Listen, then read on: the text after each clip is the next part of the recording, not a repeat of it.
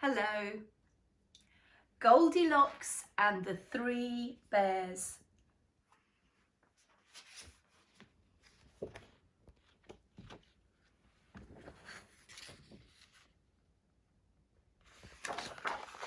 Once upon a time, on the edge of a big dark forest, there lived a girl called Goldilocks. You've probably heard of her. If so, you will know these three things. She was small. Her hair was all golden curls, and she looked like one of those very good children who never ever seem to get into trouble for anything. Well, the truth is, Goldilocks did get into trouble. Quite a lot, in fact. Not because she was bad, but because her curiosity always got the better of her. Now, a little curiosity can be a wonderful thing, but too much and you have trouble. And Goldilocks had a little more than too much. Her mother often worried about letting Goldilocks out of her sight, so sometimes the little girl would ask just one too many questions and stick her fingers into one too many pots of honey and peek under the lid of one too many saucepans. And her mother, unable to bear it any longer, would send her out to collect firewood. This was just such a morning as Goldilocks slipped through the gate. Her mother called after her, "Remember these three things. Don't stray from the path. Be back in time for breakfast. And whatever you do, make sure you look after your little red shoes." "Oh, I will, Mother," called Goldilocks. And she meant it. Well, the bit about her little red shoes, anyway. Off Goldilocks skipped, picking a flower here and looking down a rabbit hole there, lifting up pebbles and peering into tree trunks. But all the while she remembered her mother's words and she stuck to the path. Well, at least until she saw a little blue bird picking up a snow-white feather and flying off into the trees. "Ooh," thought Goldilocks, "I wonder where he's going with that feather." She couldn't help herself and she ran through the forest after him. She was so intent on following the bird that she didn't notice how far she had run or how thick the trees had become, until the little bird was long gone and the path was well and truly lost. Goldilocks stood all alone in the middle of the forest. All Goldilocks could hear were the leaves rustling and the birds cheeping and, well, something buzzing. "I wonder who's making all that noise," she thought, and she followed the buzzing until she came to a clearing where the sun shone down. And there, right in the middle of the trees, stood a curious wooden cottage, and next to it, three little wooden beehives, each of them surrounded by lots of bees. How strange to find a cottage right in the middle of the forest. I wonder why I've never seen this cottage before, thought Goldilocks, stretching up to peep into the tiny glass window. She had to stand on tiptoe, and even though she couldn't quite see, she climbed up onto a flower pot and her shoes got all muddy. "Oh dear," said Goldilocks. "I said I would look after my little red shoes. Perhaps whoever lives in this house would help me clean them." She knocked on the door. There was no answer, so she peeked through the keyhole. "No one would mind if I had a look. I wouldn't mind if it were my house." So she turned the handle and slipped inside. "Hello," called out Goldilocks. "Hello, hello." But no one answered, and Goldilocks smiled because she secretly hoped no one would be in. "What a tidy little room," said Goldilocks out loud, and as she said so, she bumped into a bucket of apples which tumbled onto the floor. She didn't have a chance to pick them up because something curious caught her eyes. "How strange," she said, stepping over the apples. "There seem to be three of everything. There are 1, 2, 3 chairs, 1, 2, 3 bowls, 1, 2, 3 spoons, and so 1, 2, 3 people must live in this little house." Well, she was almost right. You see, the tiny cottage did not belong to 1, 2, 3 people, but surprisingly, if you don't already know, 1, 2, 3 bears. A large father bear, a middle-sized mother bear, and a small baby bear. I know it's strange to have bears living in a little wooden cottage, but this is a fairy tale and strange things happen in fairy tales. Every morning the 3 bears liked to go for a little walk before breakfast. It really gave them an appetite, and it also gave their porridge a chance to cool down. Bears do not like to burn their tongues. The bears never bothered to lock their front door, because who would walk into the bear's house uninvited? Well, the answer is someone who didn't know it was a bear's house. Their porridge smelt very good, and Goldilocks was feeling hungry. And she looked at the table, and she looked at the door, and she looked at the porridge. One little taste would not be so bad. They won't even notice. Not a taste from this large bowl. And picking up the biggest spoon, she dipped it into the biggest bowl. Ouch, said Goldilocks, too hot. Maybe this middle-sized bowl might be nicer. Ooh, no, Goldilocks said. It's too cold. How can anyone eat cold porridge? Perhaps if I just tried this little smaller bowl, that might be better. And it was. In fact, it was just right. In fact, it was so just right that she had another bite and another until, oh dear, it was all gone. Whoops, said Goldilocks.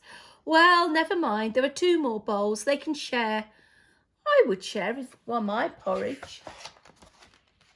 Said Goldilocks, looking around the house. I wouldn't mind a little sit down. I feel rather full. What a big chair. I would like to sit on that chair. But she didn't like it at all. Too tall, too wobbly. Well, maybe I will sit on the middle-sized chair. She sat down with a thud. Ouch! Too low. Well, that small chair is sweet and more my size, said Goldilocks as she sat down on the smallest chair. Oh, this is just perfect for me. But it wasn't, and the chair broke into 3 pieces. Oh dear, said Goldilocks. Well, it was an accident. I don't suppose anyone would mind if they knew it was an accident. As Goldilocks picked herself up off the floor, she caught sight of the twisty wooden stairs. Stairs. I wonder why I didn't notice those before. The answer is because she was too busy eating other people's porridge and breaking other people's furniture to have possibly noticed the little staircase winding through the house. Now I wonder what is up there, she whispered. Well, I think she knew very well what was up there, because most people do. You see, Goldilocks just wanted to see for herself. And so she climbed the stairs 3 at a time, snagging her stripy woolen tights as she went. I am sure you will not be surprised to hear that at the top of the stairs she found a bedroom, and in that bedroom were 3 neatly made beds. What a dear little room, she said, looking around. If it were my house, I would sleep in that big bed. But it wasn't as comfortable as it looked. Oh, too hard, complained Goldilocks. You would think she would have learned by now. Well, maybe this middle-sized bed will be more bouncy, and it was. But it was too bouncy and made her feel a little dizzy. Too soft. I suppose that this little bed might be the one for me.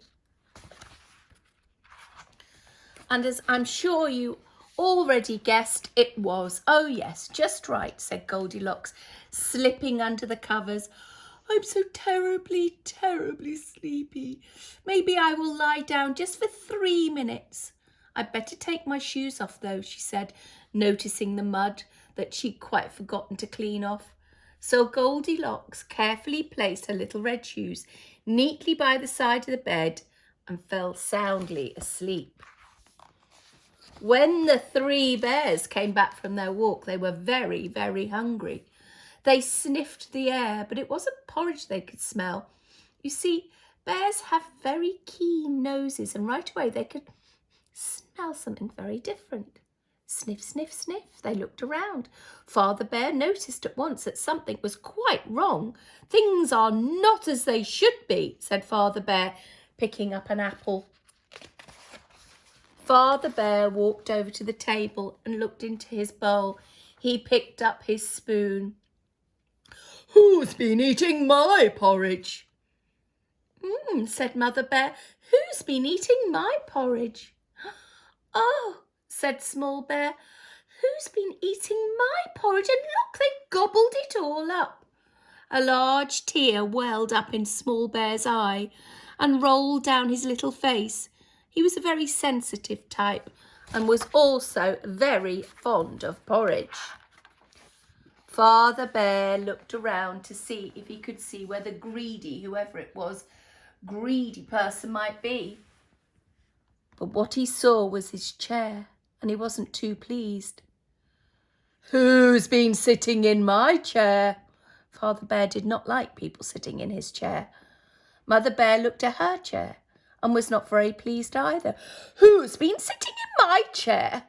And Small Bear was the least pleased of them all because he no longer even had a chair. Who's been sitting in my chair? And look, they've broken it all to pieces.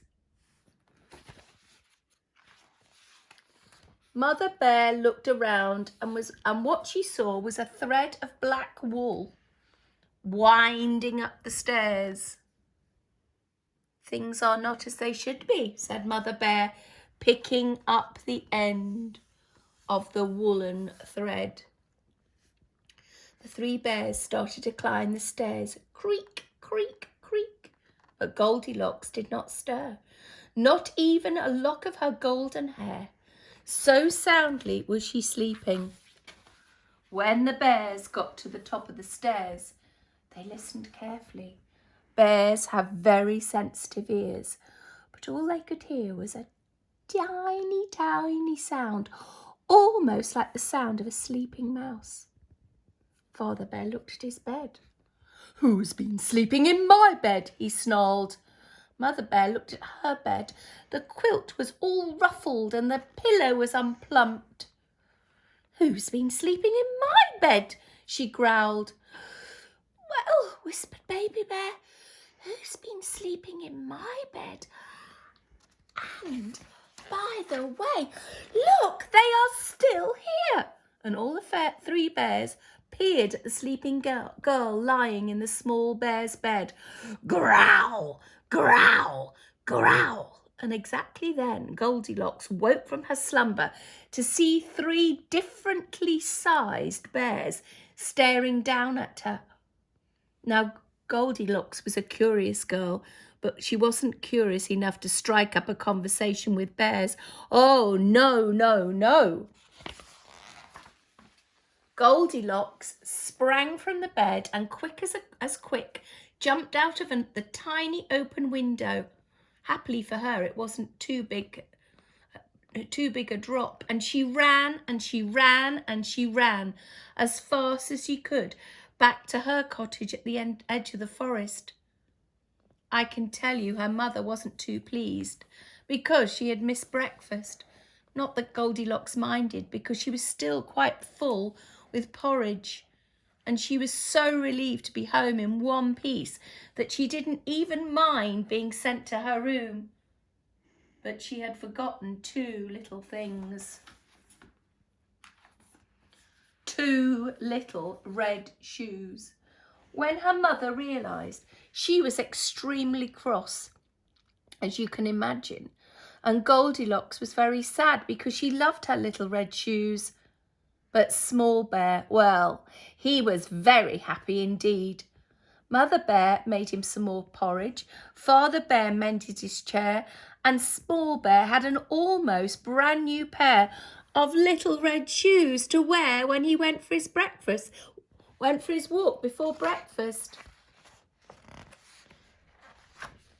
And Small Bear looked after them very carefully indeed. I think that's a lovely version of traditional tale, and I hope you enjoyed it too. Bye for now.